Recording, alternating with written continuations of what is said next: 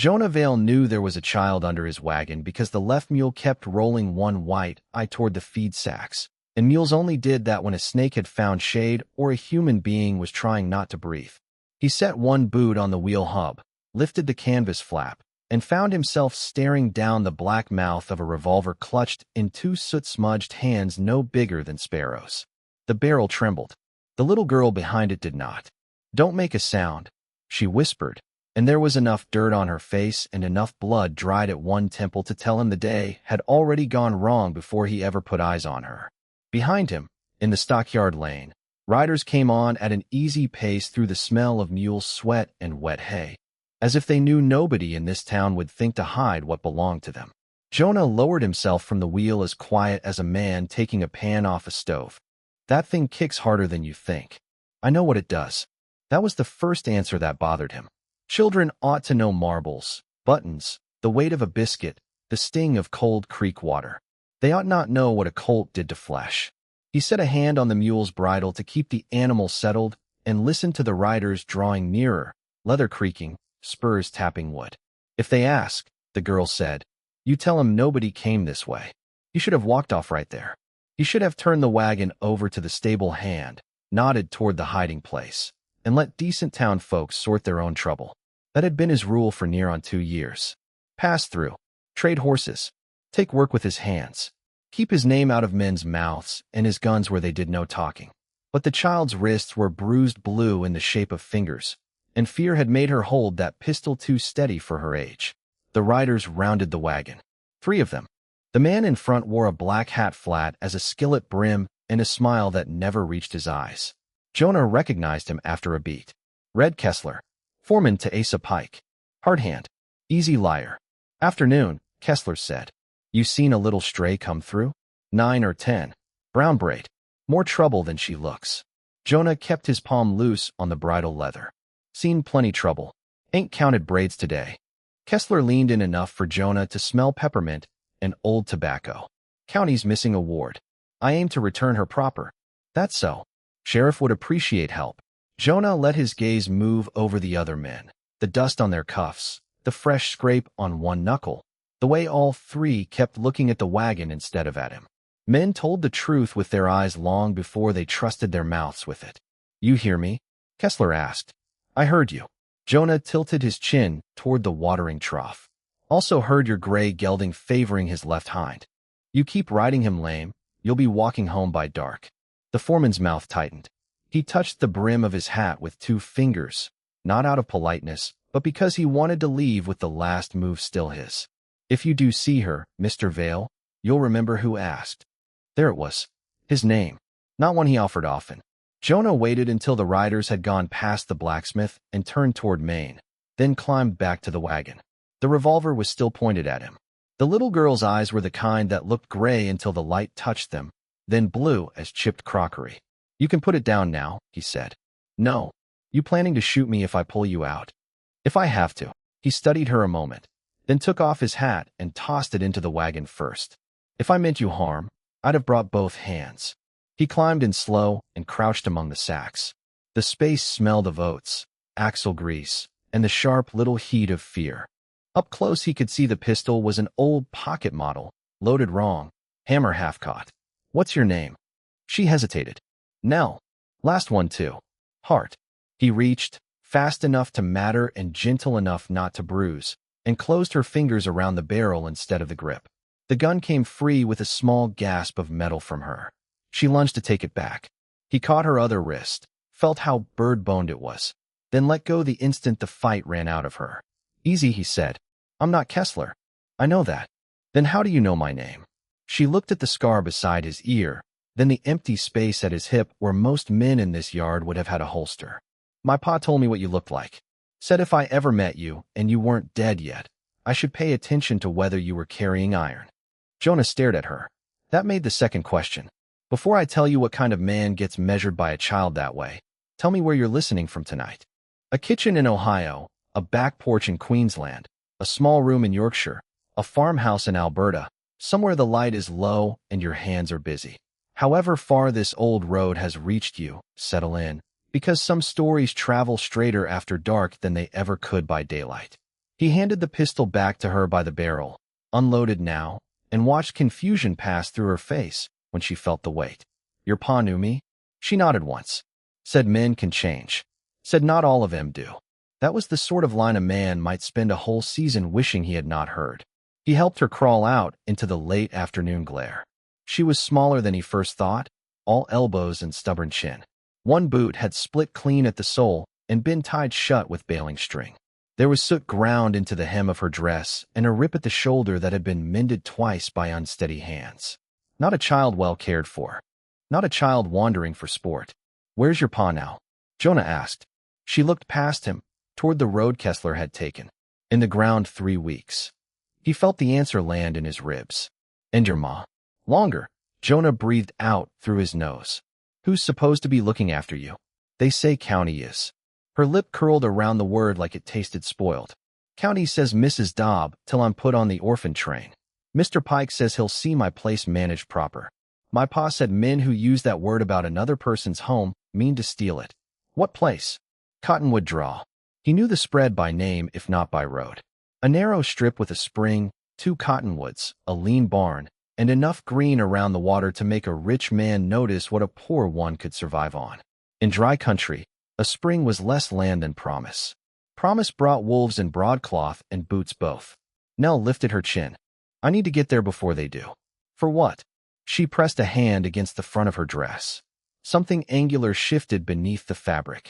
For what my pa hid. He ought to have said no. Ought to have marched her straight to the preacher's wife or the doctor or any doorstep that smelled of soap and lawful concern. Instead he heard himself ask, how far? Half a day if your mule don't sulk. The left mule tossed its head, offended as if it understood. Jonah swung down and tightened the harness, his fingers moving by habit over buckles and worn holes in the leather. It was the one gift the years had left him cleanly. He knew tack, knew horses, knew the places where strain began before a strap ever snapped. People were harder. People hid their weakness under noise. Leather told the truth. Nell climbed to the wagon bench without invitation. You coming or not? He looked toward Maine, where Kessler and his men were combing the street. Then he looked at the child with the soot on her face and the dead father in the ground, and the spring every hungry man in the county would want. He climbed up beside her, took the lines, and clicked the mules forward. The road out of town ran pale and rutted between sage and scrub oak, the kind of road that baked in summer and held cold after sunset like a grudge. Nell sat straight back beside him with both hands locked around the old revolver he had unloaded, as if the empty thing still carried some last scrap of safety. Jonah took it from her and laid it under the seat. She watched him do it, but did not argue. Your pa tell you why he knew me? He asked after a stretch. No. That useful trait of his skip you? He said if a person wants truth, best let quiet do some work first. Jonah almost smiled. Almost. They passed a dry wash where last spring's flood had left driftwood hooked high in the branches. Nell turned only once to see whether riders followed. None did, though that eased him less than it should have. Men like Asa Pike didn't chase with noise when they were certain of winning. They closed gates. They bought signatures. They waited for a tired person to believe there was nowhere left to stand. At the crest above Cottonwood Draw, Jonah drew the team in and took stock. 2 narrow graves sat on the rise behind the house, marked with plain boards gone silver at the edges. The cabin roof sagged over one corner. A line of wash hung stiff and forgotten in the yard, one child's stocking twisting in the wind. Down by the spring, trampled mud showed horse tracks fresher than a day. Nell saw them too. They've been here. Looks like. She was off the wagon before he set the brake. She ran to the porch with a hitch in her step, yanked open the door, and vanished inside. Jonah followed, ducking under the lintel. The air in the cabin held cold ashes, mouse droppings, and the faint sweet smell of apples gone soft in a crate. No man lived there now. No one had swept grief out from under the furniture. Nell dropped to her knees by the stove and pried up a loose board with the heel of her good boot. From beneath it, she pulled a tobacco tin wrapped in oilcloth and a folded survey map gone thin at the creases. Her hands shook only when the work was done. What is it? Jonah asked. My pa said if anything happened before he could set things right, I was to take this to someone who could read numbers without forgetting they were tied to people. That a compliment or a warning? Yes. He took the map. Water lines. Boundary marks. A note in the margin in a careful hand. He opened the tin. Ledger pages. Names. Acreages. Fees. Marks beside them. Enough writing to make a land thief sweat if the right eyes saw it. Hoofs sounded outside. Jonah closed the tin and moved to the window. Kessler had found them after all, with 2 riders and a 4th man carrying a can that caught the light in a way that made his stomach turn cold. Kerosene, Jonah said. Nell's face lost what little color it had left. They burned the chicken shed first time. To scare us. Us. Pa and me. Kessler called from the yard. Nell Hart, you come on out now and save us all a poor evening. Jonah looked around once. Back window too small. Roof low. 1 door. He set the tin in Nell's hands. You listen to me real close. Her jaw locked, but she nodded. When I tell you, you go low and you run for the barn. They'll see. Not if I give him something else. He crossed to the wagon chest by the door and lifted the lid. Inside, wrapped in canvas, lay the pair of revolvers he had not worn since the spring before last. He looked at them only a second. Then he shut the lid again. Kessler splashed kerosene across the porch boards. Jonah snatched the lariat from its peg by the door. When I say, the first bottle struck the wall and burst. Flame raced up dry timber with a hungry sound no living thing ever forgets once it hears it. Smoke rolled under the ceiling. Nell coughed, pressing the tin to her chest. Jonah kicked the table through the front window. Glass and heat went out together. Now, she ran bent double through the gray, quick as a rabbit under wire. Jonah hurled the lariat through the smoke, caught the porch post, braced one boot against the sill, and ripped. Half the burning awning crashed outward in a sheet of sparks. Men shouted. A horse screamed. In the confusion, he went through the window after the girl, hit hard, tasted blood, grabbed her by the shoulders, and shoved her toward the barn. They made the corral just as the cabin roof sighed and folded in on itself, throwing up a column of sparks bright enough to shame the sunset. Kessler's horse wheeled. One of the riders swore and slapped at his sleeve where embers had landed. Jonah cut the near-gate rope with his pocket knife. 3 half-wild ponies burst from the pen like a kicked hive and thundered between the men and the draw. By the time the dust settled, Jonah and Nell were crouched in the shadow of the dry creek bed below the spring, listening to the cabin burn. Nell did not cry. That was worse. After a long while, she said, "There's nowhere else now." Jonah pressed a palm against the cut under his ribs and watched the roof finish caving in. The heat reached them even there, hot on his face, dry as an opened oven. That was the point where the road behind him disappeared. He got them into town after dark by the back track along the wash, using moonlight and memory and the sort of patience mules respected more than force. Nell fell asleep sitting upright for the last mile and woke fighting when the wagon stopped behind Ruth Calder's place. Ruth opened her back door in a wrapper with a shotgun across her forearms and one gray braid hanging loose over her shoulder. She was the kind of woman who always looked as if she had just interrupted something important, even when all she'd interrupted was sleep. Her house smelled of lye soap, dried mint, and the broth she kept going for whoever came to her too proud or too poor for a doctor's bill. She lowered the barrel when she saw Jonah. "You look worse than memory. Good evening to you too." Her eyes went to the child, then to the soot on both of them. "Bring her in." Nell stood in the kitchen with her arms crossed while Ruth washed the cut at her temple and picked splinters from her palms. Jonah leaned in the doorway, hat in hand, the warmth of the room making the sting in his side sharper. On the shelf above the stove sat jars of peaches, bandage rolls, and a china shepherdess with one arm missing. Domestic things. Safe things. The sort of things he had trained himself not to linger near. "Cabin burned," he said when Ruth asked nothing. "Accident," she said. "No." Ruth's mouth thinned. "Then I suppose Asa Pike is done pretending patience." She knew the name without being told. Most folks in town did. Pike owned more cattle than some counties had children and carried himself with the calm of a man who believed the law was just another tool he could keep oiled. He had bought notes at the bank when ranchers hit dry years. He had lent seed, bridles, feed, and time, then taken all 4 back with interest. Men tipped hats to him the way they tipped hats to a storm front. Respect mixed with calculation. Nell flinched when Ruth touched her bruised wrist. "He wants my spring. He wants every spring he can make another person ashamed to own," Ruth said. Jonah looked over. "How many? How many what?" How many homes has he talked out from under folks? Ruth rinsed the rag. Enough that I quit counting and started remembering names instead. Nell turned her head. My pa remembered names too. Ruth dried her hands and set a bowl of broth in front of the girl. Eat first. Save the dead for later. When Nell had gone quiet over the spoon, Ruth faced Jonah in the pantry doorway.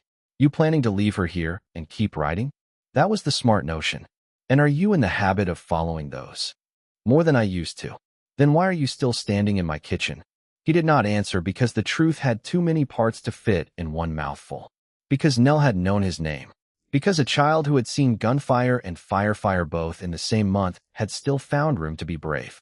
Because he had looked at the wrapped guns in his chest and felt something old in him stir and hated that it still lived there.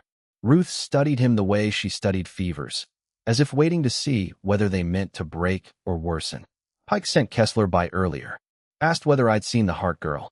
Asked in that soft voice men use when they think kindness makes a lie holy. What did you tell him? That I am a widow and not yet blind. She wiped her hands on her apron. He'll come again. With the sheriff next time. Jonah nodded once. I can take her out before dawn. To where? That answer he did not have. He slept an hour in the chair by the back door and woke with the taste of smoke still on his tongue. Dawn had not yet broken. Nell stood by the table in her stocking feet, the tobacco tin open, Jonah's old gun belt laid out beside it. He hadn't heard her move. You were a gunfighter, she said, not accusing, not admiring either. I was a fool with good aim. Will you kill Mr. Pike if you have to? The kitchen was cold enough that his scar pulled tight at the jaw. He crossed the room and took up a strip of rawhide from Ruth's mending basket, more to give his hands work than because the basket needed him. He cut it in two, wet the ends in the dipper, and began to braid. No, he said. Then how do we stop him? He kept braiding. Over under. Keep the strands even. Don't fight the pull. Your pa ever make rope? Sometimes. Then he'd have told you the same thing I'm telling you now. If you pull too hard trying to make a thing stay, that's usually how you lose it. She washed his hands. That don't sound like stopping anybody. It sounds like not becoming what you're fighting. Nell looked at the revolver belt again. My pa said men only quit carrying guns when they're scared or sorry. Your pa wasn't wrong. Which are you? Jonah tied off the braid, set it down, and met her eyes. Depends what hour you ask. A board creaked in the front room. Ruth was awake. He heard her stove lid lift, smelled the first bitter bloom of coffee. Nell closed the tin and slid it back under her shawl. By breakfast the town had begun to know. News in a place like Mason Fork moved fastest by shame and second fastest by worry. The stable boy with the twitching eyelid saw soot on Jonah's coat. Mrs. Dobb from the county home saw Nell in Ruth Calder's window. By mid-morning, half the street had decided Jonah Vale had abducted a ward, and the other half had decided Pike meant to seize Cottonwood Draw before the county books could remember it belonged to a child. Jonah walked to the recorder's office with Nell at his side and the tin in his coat pocket. Men on the boardwalk stopped talking as he passed. One woman gave Nell a peppermint without smiling, as if sweetness were a sort of apology she could not afford in full. The recorder, Ezra Lunt, had a twitch in his left cheek and ink always on the heel of his hand. He listened to Jonah's request, opened the ledger pages, and went pale clear down to the lips. I can't file these, he said. Why not? Because there's already probate action entered. Temporary management rights. Pike Livestock Company. He swallowed. Signed, pending county approval. Pending by who? Lunt's gaze slid toward the courthouse steps across the street, where Pike stood with Sheriff Harlan Beck in the shade, as easy as two men discussing weather. Pike wore a clean vest and gloves the color of cream. His power was never loud. That was part of why it stuck. Lawful route, Lunt murmured. You should take the lawful route. Jonah leaned both hands on the counter. A child's cabin got burned yesterday. Lunt licked his lips. I didn't say it was right. Nell's voice came small, but steady beside Jonah's elbow. Didn't ask if it was right. The recorder shut the book. I'm sorry. Pike came in just then with the sheriff behind him. He removed his gloves one finger at a time, smiling at Nell as if they were kin meeting after church. There you are, he said. Had everyone worried half to death. Nell did not move closer to him. Pike turned the smile on Jonah. Mr. Vale, I hear you had a rough evening. Shame about that cabin. Old timber goes quick. Jonah felt heat come up the back of his neck, the wrong kind, the kind that narrowed a room and made a man aware of distances to every weapon in it. He kept his hands flat on the counter until the feeling passed enough to be useful. "You looking to tell me something, Pike?" he asked. "Only that children get themselves tangled in matters beyond them.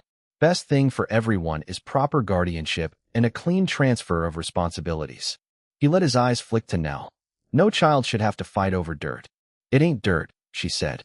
"No," Pike replied softly. "It's business." Sheriff Beck shifted his thumbs in his belt. He was a thick man with farmer's shoulders and a mustache that drooped when he was tired. "County requests the child be returned," he said. Peaceably. Jonah glanced at Nell. Her jaw had set in the shape it took when she meant not to cry. Easy path on one side, hard on the other. Hand her over now and keep his own hide clear. Keep moving. Let the county call it care. Let Pike call it management. Let a spring become a number on a paper and a child become freight. "What if she declines the request?" Jonah asked. Beck frowned. "She's 10. She's the one being requested."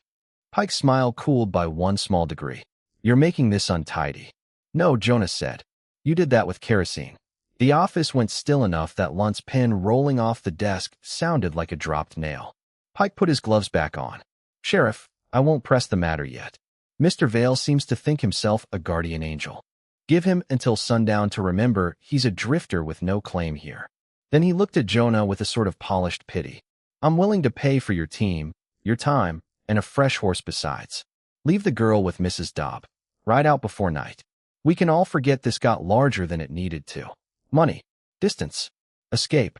The old life had taught Jonah how often a man sold his soul in sums too practical to look sinful. He could feel Nell's attention on his face, could feel the whole town weighing whether he'd prove exactly what they had heard about him. Dangerous men always rode for themselves in the end. That was the story people liked because it kept things simple. Jonah tipped his hat back and said, "Keep your horse." Pike's expression did not change, but the room cooled all the same. "Be careful which bridges you burn, Mr. Vale." Jonah almost laughed at that, considering the day before. He took Nell's shoulder and walked her out. By noon the stage line had been canceled on account of a broken axle that nobody quite believed in. By 1, Beck had posted notice that the Hart girl was under county protection and that any person harboring her interfered with lawful administration. By 2, Kessler and 2 Pike hands were sitting outside the livery in plain sight, playing cards badly and watching every road out. The space for quiet choices was closing. Ruth found Jonah in the stable, rubbing down his lead mule though the animal had already been rubbed twice. "There's another way," she said. "To what?" "To time." She handed him a folded telegraph form. "County seat clerk owes me for setting his boy's arm last winter. If I can get him a copy of those names, he may wire back whether Pike's papers are even worth the ink." Jonah looked toward the street. "Can you get to the office without Kessler seeing?" Ruth snorted. Men who think only guns are dangerous are forever surprised by women with parcels. From the loft above them came a soft scuff. Nell had been listening. Of course she had. Children in trouble learned walls the way trappers learned weather. That evening, as the light went copper through the cracks in the stable boards, Jonah sat on an upturned bucket and cleaned the dirt from a halter ring while Nell sorted beans into good and bad piles on the floor. She held up one split bean between finger and thumb.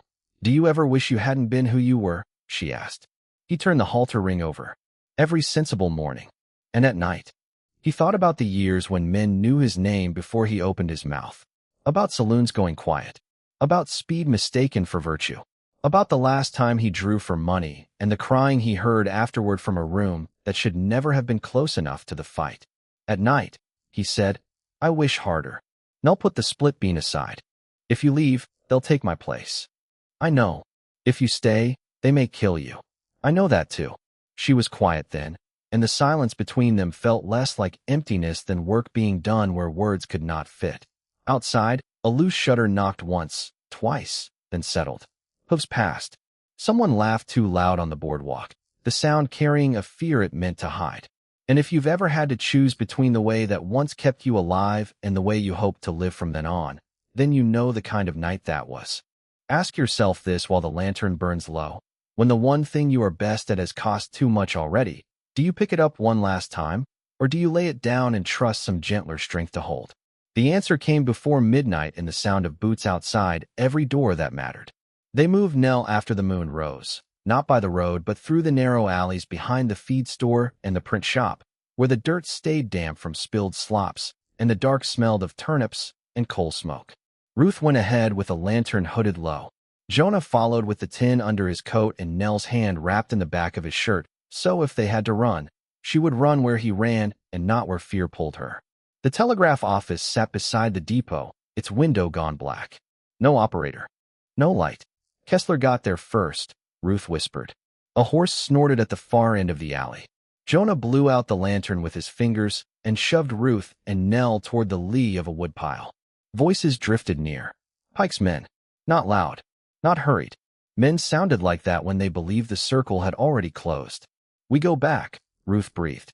No, Jonah said. Too watched now. He thought in distances. To the church, too open.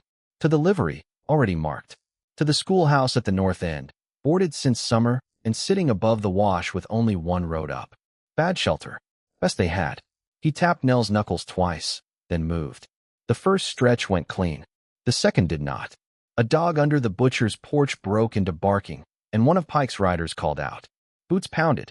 Jonah lifted Nell by the waist and set her over a back fence. Ruth followed, skirts gathered in both hands.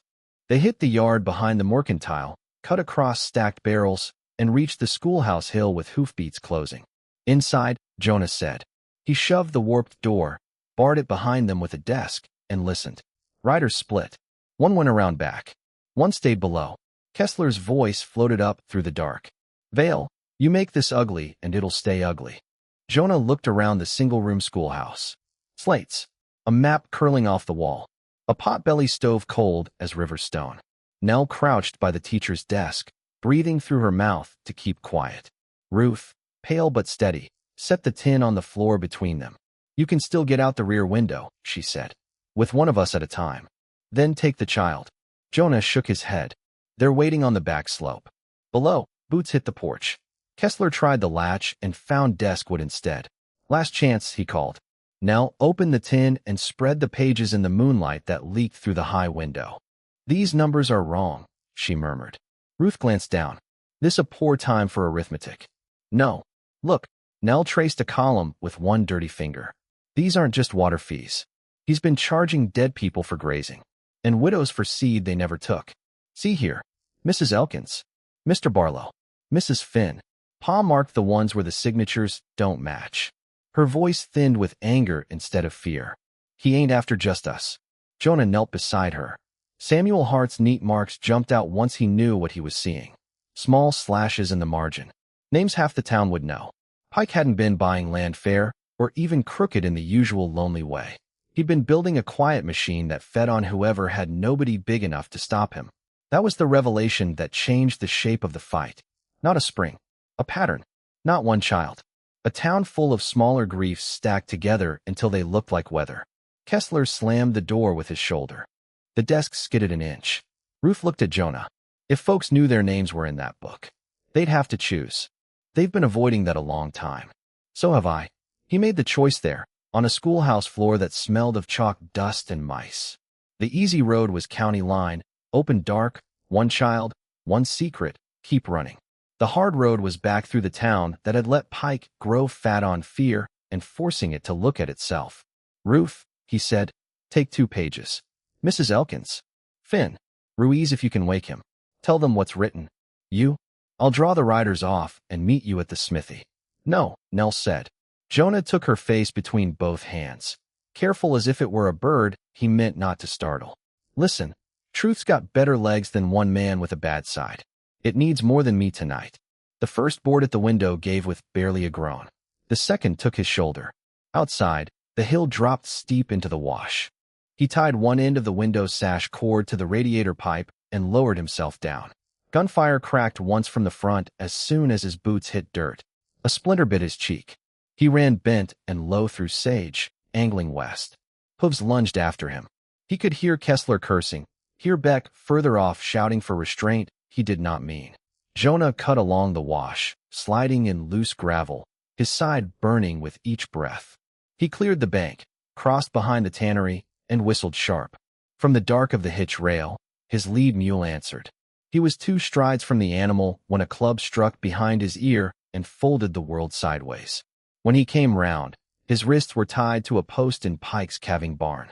Morning had not yet come, but the dark had gone softer at the cracks, the way it does just before a bad day admits itself.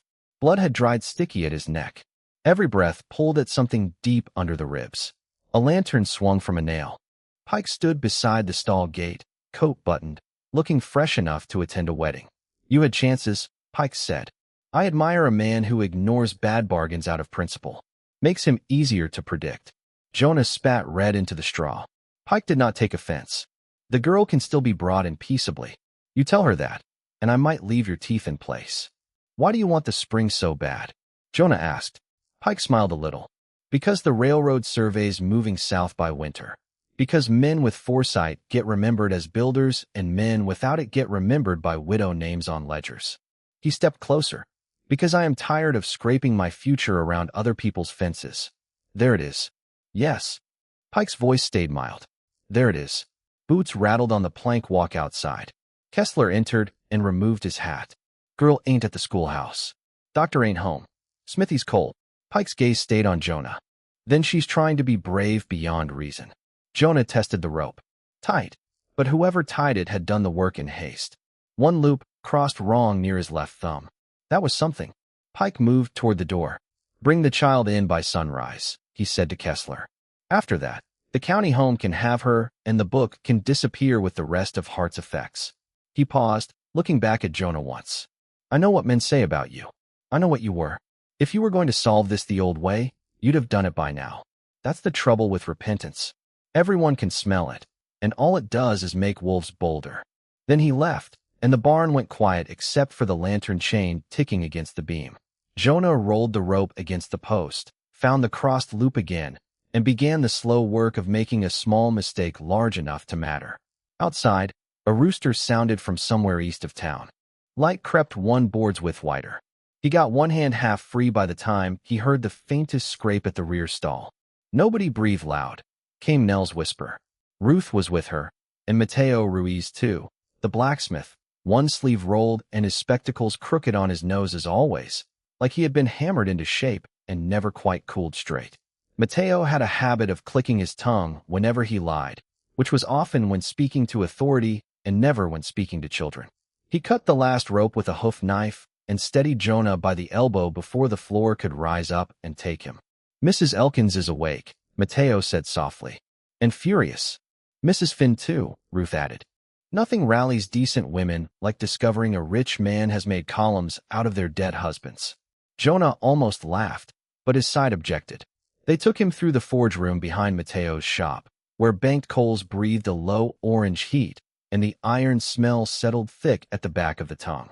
Ruth set him on a stool and cleaned the cut behind his ear, while Nell stood close enough that the hem of her dress brushed his boot. Now that the running had stopped, her hands were trembling so hard she had tucked them under her arms to hide it. Jonah reached for the water dipper. She took it first and held it to his mouth. That small act undid more of him than the beating had. When Ruth stepped away for bandages, Nell said, "I found your second gun." He looked up. "In the wagon chest. I took it before we left the schoolhouse." Her voice thinned. "I thought maybe if they caught you, I could use it." "Did you?" She shook her head. Tears stood in her eyes without falling. "I sat behind Mrs. Dobbs' woodpile with it in my lap and kept thinking if I pulled that trigger, maybe everything bad would stop. Then I kept seeing my paw on the ground, and I couldn't tell if I wanted to save you or make somebody hurt the way I hurt." Jonah closed his hand over hers. They were ice cold. "That's a hard thing to know in the dark. I thought if I slept light enough after he died, I might hear him come home and not be too late to answer." She swallowed once, small and sharp. "But grief don't knock. It just learns the latch." He bowed his head. Ruth, wrapping the bandage behind him, went still at the line but said nothing. After a moment, Jonah reached into his coat and pulled out Samuel Hart's survey compass, the one he had pocketed from the floor when the cabin caught. The brass was scratched. One hinge had been repaired with a neat bit of wire. He placed it in Nell's palm and folded her fingers over it. "Your father taught you to read figures because he knew folks overlook a child until the child says something they can't deny," he said. "That's a kind of fighting too." She looked at the compass, then at him. "What kind are you?" The forge room held its breath around them. Mateo had turned away to give them privacy and was pretending to study a horseshoe. Outside, wagon wheels grumbled over the street. Dawn was coming whether anybody deserved it or not. Jonah stood, moved to the bench where Mateo kept nails and spare leather, and unwrapped the 2 revolvers from the canvas roll he had asked Ruth to fetch from the wagon. They looked smaller in the forge light than they had in memory. Meaner too. Ruth watched him. "What are you doing?" He laid the guns down, one beside the other. "Finishing something I've half done for too long." He took Mateo's shovel and stepped out to the strip of packed earth behind the shop, where the first light touched the hitching rail. The ground was stubborn, but not more stubborn than he was. Nell came after him without a sound. Ruth and Mateo stayed in the doorway. Jonah dug until the hole was deep enough to ask no favors of the next passerby. Then he placed the revolvers in it. Not tossed. Placed. A man owed even his worst mistakes that much honesty. Nell said, "You may need them." "Maybe." "Then why?" He set the first shovelful of earth over the steel. "Because I need you to learn there's at least one grown man in this world who won't ask thunder to do his thinking for him." He filled the hole, packed it flat with the back of the shovel.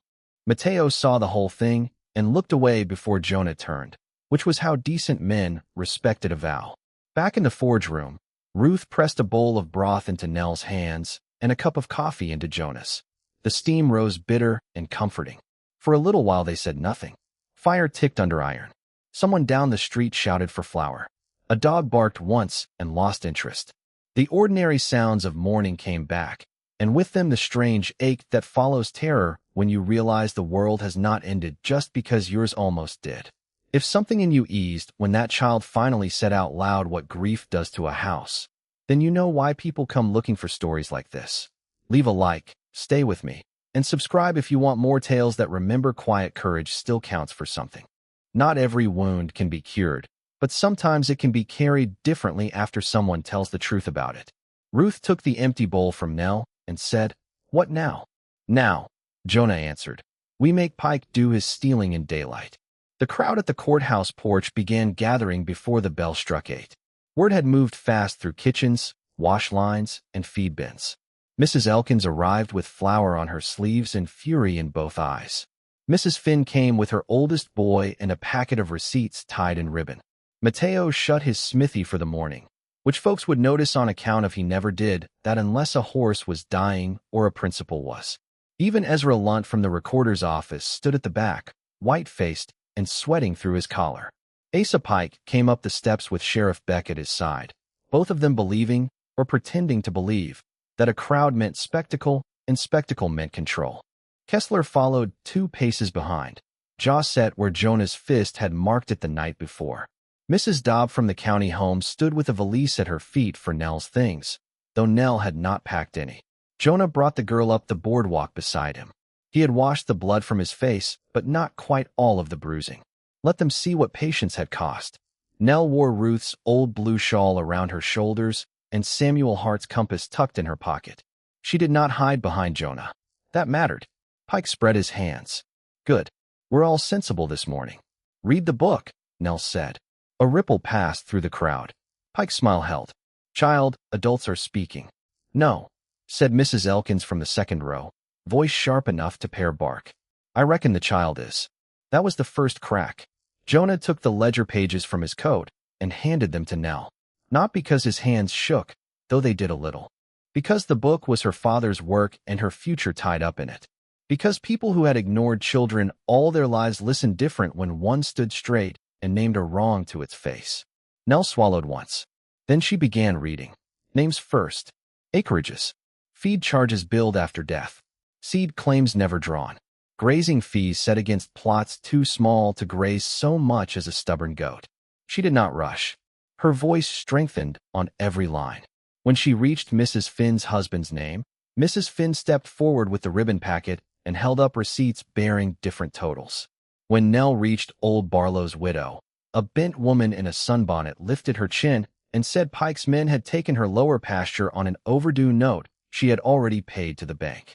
Mateo produced a shoeing account showing the same false charge doubled under Pike's hand. Ruth named dates when Pike had arrived at her door asking after men too sick to contest what was being signed over around them. One story might be ignored, 10 began to sound like truth. Sheriff Beck shifted beside Pike. This is irregular. So is theft, Ruth said. Ezra Lunt took his hat off and twisted it in both hands. There are papers, he stammered. Filed under pressure. I copied figures that weren't mine. Mr. Pike said it was temporary. For efficiency. Pike turned his head, slow and cold. Careful, Ezra. But the recorder had finally reached the point where fear and shame change places. I'm done being careful for you. That was the second crack. Jonah stood easy, weight balanced despite the pain pulling under his bandages. He had been in showdowns noisier than this, bloodier too, but none that asked more of him. Every part of his old life kept offering shortcuts. Intimidate, threaten, reach for the loud answer. Instead, he stayed still and let the truth gather mass. Pike looked around and saw, perhaps for the first time, that the crowd was no longer waiting for him to explain the world. They were comparing notes without him. That is how power begins to leave a man. Not with a gunshot. With the sound of other people deciding they have eyes of their own. He recovered fast, faster than most would have. This proves nothing but sloppy bookkeeping, he said. The Hart claim is still unworkable under a minor. County management stands. Ruth held up the telegraph slip she had kept tucked in her sleeve. Reply from the county clerk. Hart taxes paid through winter. No lawful transfer recorded. No guardianship granted to Pike livestock or any officer acting for it. She handed it to Beck. The sheriff read it. Color rose under his mustache and then drained away. Men hate being made fools in public. Honest ones more than crooked. Pike reached for the paper. Beck did not give it to him. That was the third crack. It might have ended there, quiet as a gate swinging open, if Pike had been the sort of man who could survive being less than first. But pride is a poor writer. It leans wrong at the worst moment. He snatched for the ledger in Nell's hands instead. Jonah moved. Not for a gun. Not even for Pike. For the looped length of rope hanging off the porch hitch where somebody had tied a mule and forgotten the extra coil. His hand found it as if it had always belonged there. One turn. One cast. Years of work and weather living in muscle long after intention had changed. The loop opened clean and dropped over Pike's wrists just as he lunged. Jonah snapped the slack back. Pike spun half around and landed hard on one knee in the courthouse dust. All his smooth dignity jerked crooked before the whole town. Silence hit the street like a door closing. Kessler went for his sidearm. Mateo stepped off the porch and said, "Don't," in a voice so flat it stopped 3 men at once. Sheriff Beck's hand hovered, then left his belt entirely. He looked from Pike in the dust to the women holding receipts, to Nell standing small and fierce with her father's pages, to Jonah unarmed except for a rope and a choice. Something settled in his face. Weariness, maybe. Maybe the relief of finally stopping a lie you were too tired to keep carrying. "Harlan," Pike said, low and dangerous. "You work for the law." Beck answered without heat. "Today I reckon I finally do." He took the rope from Jonah and pulled Pike to his feet. Not roughly. Not kindly either. Mrs. Dobb cleared her throat from the edge of the porch, clutching the valise. "And the child?" Ruth stepped beside Nell. "The child goes nowhere until a proper hearing with clean books and clean hands." There were nods in the crowd. More than a few. Enough. Jonah could have said then what Pike's men had done at the cabin in exact accusing detail. Could have pushed for a mob's kind of justice while anger ran hot. Could have taken the money clip Kessler had dropped in the dust, fat with notes that would have bought him winter feed and a better wagon and freedom east or west. Instead he bent, picked up the clip, and laid it on Ezra Lunt's desk inside the doorway without counting a cent. "Every name gets sorted," he said. "Every account." Mrs. Elkins saw it. So did Beck. Neither praised him. They didn't need to. Some things ring louder when nobody says them aloud. By noon, Pike was stripped of temporary claim over Cottonwood Draw. Kessler had ridden out under orders to stay off Heartland, and Ezra Lunt was rewriting filings with Ruth watching over his shoulder like Providence with spectacles. Sheriff Beck sent 2 wires of his own, one to the county clerk and one to the circuit judge due through in a fortnight. Men around town who had worked Pike's South Range started discovering pressing reasons to be employed elsewhere. Power was leaving him already, and it made less noise than anyone had expected. The rest took weeks, as real reckonings usually do. Pike fought every paper, every witness, every inch of his own shrinking shadow. But once a pattern is named, it is hard to force it back into secrecy. Families brought ledgers from trunks, receipts from Bible pages, promises from memory. By the time the judge rode through, the county books looked less like order and more like a wound opened for cleaning. Asa Pike kept his ranch house and a smaller spread north of the ridge, which was punishment enough for a man who measured himself in acreage and obedience. His herd contracts thinned. His name no longer parted conversation when he entered a room. In a country built on reputation, that was a long sort of falling. As for Nell, the judge made Jonah temporary guardian that same afternoon pending formal papers, and then, when no kin came forward and none worth naming contested it, made the arrangement permanent before the first frost. Ruth signed as witness. Mrs. Dobbs sent over Nell's folded dresses, and, tucked inside one sleeve where nobody could accuse her of softness, 2 peppermints. Jonah and Nell went back to Cottonwood Draw with Mateo, Ruth, and half the town on a Saturday that smelled of cut boards and sun-warmed pitch. They raised the barn wall first, then the chicken shed, then a new porch, straighter than the old one had ever been. Jonah worked in shirt sleeves, his side still tender, and taught Nell how to set a nail true with 2 light taps before the hard one. She learned fast. Children do when the work is tied to staying. Ruth came out twice a week at first to look in on the healing and the provisions. Then she came because the place was on her way. Then because it wasn't and she came anyway. Nobody made much remark on that. Folks old enough to know loneliness when they saw it also knew not to crowd whatever quiet answer it might be finding. Winter took the draw in a clean, dry grip. Smoke rose honest from the new stovepipe. The spring kept singing under its skim of ice. Jonah mended harness by lamplight while Nell read figures from Samuel Hart's old survey notebook and corrected him whenever he pretended not to know a sum. Once, late, when the room had gone soft with fire and tiredness, she fell asleep at the table with her cheek on her arithmetic. Jonah lifted her, careful of the chair legs, and carried her to bed the way a man carries something he cannot believe was ever trusted to him. By the second spring, there were bean rows behind the house, hens near the shed, and a paint mare in the corral that only answered to Nell.